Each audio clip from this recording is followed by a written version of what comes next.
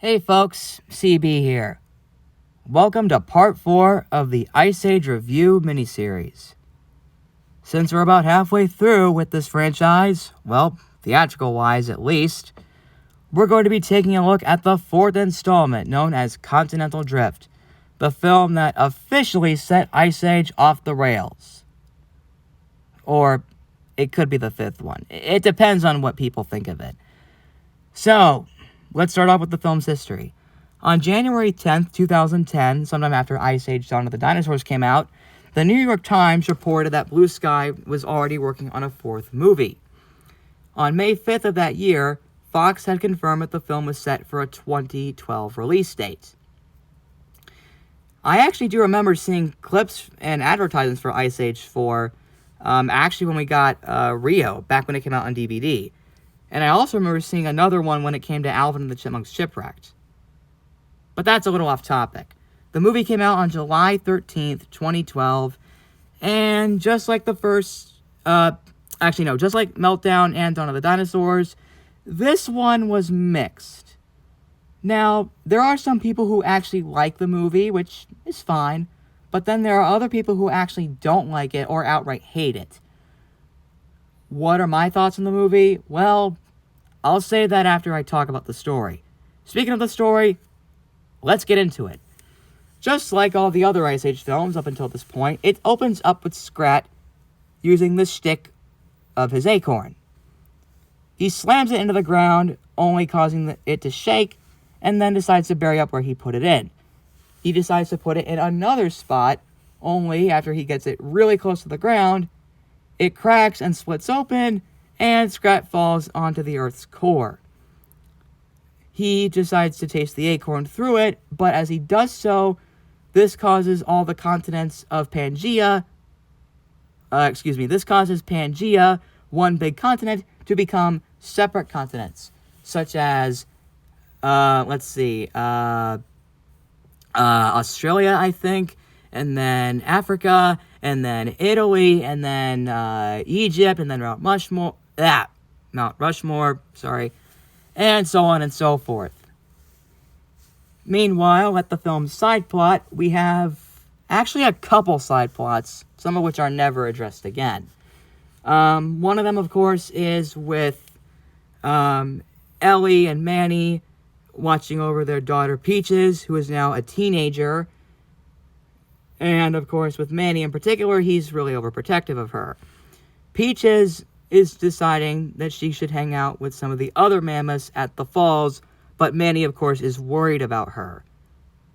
Meanwhile, Sid's family decides to, hug Sid, and then drop off his grandmother, and then they decide to abandon him.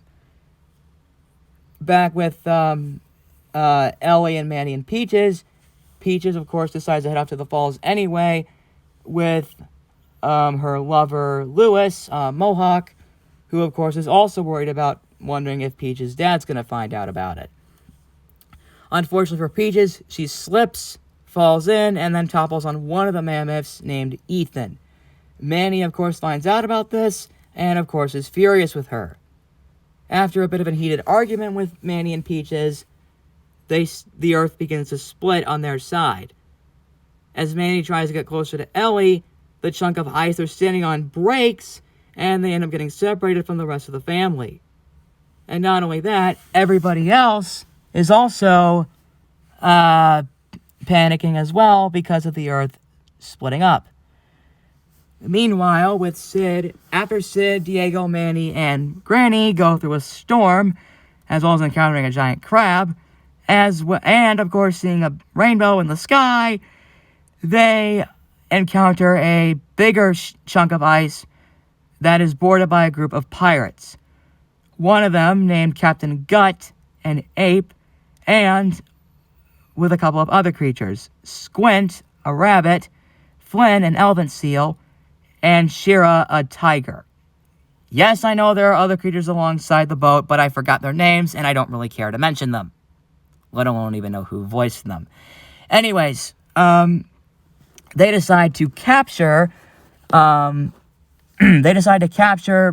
Manny and the rest of and Sid, Diego, and Granny on their boat, and after they sing a sea shanty, Manny decides that he, along with Sid, Diego, and Manny, should escape. They do so by destroying Captain Gut's ship, but unfortunately for them, Shira is left behind. Shira, of course, is lost, but unluckily for her, Diego decides that maybe she should join them. Later that night,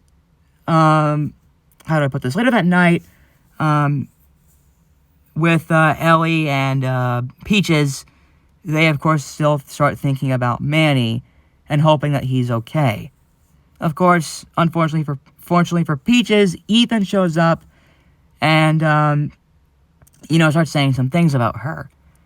The next morning, with Sid and the rest of the gang, they, of course, arrive to another patch of land that is ruled by a bunch of little gerbils, also known as the Hyrax.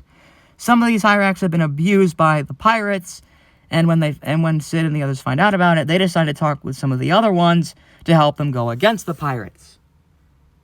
Luckily, thanks to Sid's stupidity, they get what he's saying, and they decide to help out. Unfortunately, and by help out, they decide to steal Captain Gut's ship. Unfortunately for Sid, being the clumsy sloth that he is, he starts eating some berries, and he starts getting paralyzed, and the ship goes away. Luckily, though, they manage to escape, and Shira decides to join them, I think. Later on that night, they encounter these creatures that seem to be hallucinations of people they might see, two of them being Ellie and Peaches, only for Manny to realize that they're actually sirens, these sharp teeth fish things. The next day after that, with Peaches and Ellie, Peaches is being made fun of by some of the other mammoths, who make fun of her for being in love with a mohawk. Unfortunately, when Peaches and Ellie, of course, make it to the land bridge, it turns out to be destroyed. Meanwhile, with Sid, Diego, Manny, and Granny, and Shira, they also make it to the land bridge, only to figure out that it was destroyed as well.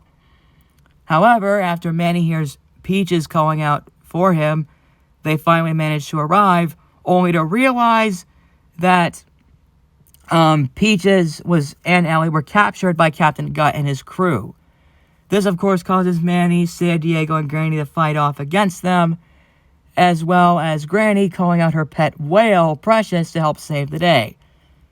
Of course, the plan works. Captain Gut is defeated, and he gets eaten by one of the sirens. Later on, after the battle, since their old home has been destroyed, the rest of the herd finally makes it to a new patch of land where they decide to stay in as their home. The film's epilogue ends with Scrat finding a place known as Scratlantis, and he ends up destroying the entire place. After that, the movie ends with the characters singing a cover of We Are, and that's basically it. So that was my review on Continental Drift. What are my thoughts on this movie? To be honest, this one wasn't really that good. Now, don't get me wrong. The animation has gotten much better than before, and the stuff with Scrat was pretty funny, but everything else is kind of all over the place, to be honest. For one thing, we've got the whole Continental Drift thing. Now, this is not the first time that, Blue Sky did this. They did it before in a short that Scrat was in called Gone Nutty, where he causes the earth to split after getting a bunch of acorns. And this movie kind of does a similar thing. And then we've got the other plots. More specifically, the one where Sid, Diego, and Manny get separated from the rest of the family due to the earth changing. And then we have another one with the pirates, and, oh my goodness. It's all over the place, man. So, a lot of people have said that this movie is kind of similar to the Ice Age 2 plot. And I can kind of see why. Seriously, think about it. Both movies involve the world changing, although for The Meltdown it was climate change. For this one, it was the Earth splitting apart. And then one of the other plots is giving one of the characters a girlfriend. Now, in The Meltdown, it worked because for Manny, it's an exception because he wasn't sure if he could be the only if he was the only mammoth alive. So that would make sense for him to have a girlfriend. But for Shira and Diego, I don't know. It almost feels like they were only doing it as a way to sell time. Just to buy some time. And then, of course, there's the pirates. Of course, there's Captain Gut, played by Peter Dinklage. I actually forgot about some of the voice cast here. Yeah, Peter Dinklage plays Captain Gut, who, while not an intimidating villain, I will say Peter Dinklage did a pretty good job. And at least he tried to be intimidating. And then we have Shira, played by Jennifer Lopez. And then we've got some of the main characters. Sid is once again played by John Leguizamo, who is a little bit more Flanderized in this one. We have Manny, played by Ray Romano once again, who is now overprotective. We have Diego, who's played by Dennis Leary, who I don't really know what to think of him, honestly. Then we have Peaches, who is now a teenager, played by Keke Palmer. I don't know what else to say about her, honestly. We have Ellie, played by Queen Latifah. Nothing special. We have Crash and Eddie, played by Sean William Scott and Josh Peck, who, while annoying, they don't show up in the film too much, unlike the next one in the franchise. And then we have Louis the Mohawk, played by Josh Gad, who is fine, I guess. And then we've got some of the mammoths.